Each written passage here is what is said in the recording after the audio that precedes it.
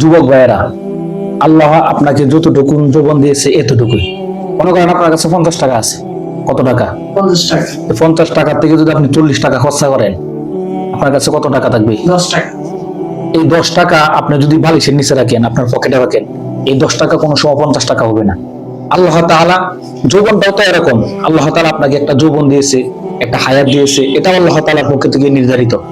কিন্তু আপনি কিসের জন্য এটাকে আপনি নষ্ট করতেছেন? হস্তমৈদন, মাস্টারবেশন, পর্নোগ্রাফি দেখে কিসের জন্য আপনারা এই যৌবনটাকে নষ্ট করে দিচ্ছেন?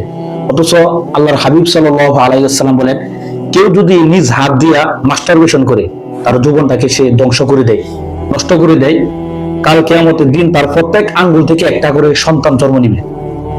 আর গর্ভবতী মহিলারা সন্তান জন্মগ্রহণ করলে কিরকম কষ্ট হয়, এর চাইতে দ্বিগুণ কিয়ামতের ময়দানে কষ্ট হবে। দেখেন কতটুক রাসূল সাল্লাল্লাহু আলাইহি ওয়াসাল্লাম আমাদেরকে সতর্ক করেছেন। এই যে আপনার যৌবন, এটা তো কিন্তু আপনার নয়, এটা আরেকজনের হক। আপনি আরেকজনের হক কিসের জন্য নষ্ট করতেছেন? অনেক মা বোনেরা এই সমস্ত কাজের মধ্যে, বিভিন্ন বেহায়াপনার মধ্যে করে, বিভিন্ন কাজের মধ্যে করে আমাদের যৌবনকে আমরা নষ্ট করে দিচ্ছি। অথচ পবিত্র কোরআনে আল্লাহ পাক রব্বুল আলামিন কি বলেন? আল্লাহ বলেন, মুমিন তো তারাই, ওয়াল্লাযীনা হুম লিফুরুজিহিম হাফিজুন, যারা তাদের যৌবনকে হেফাজত করতে পারেছে।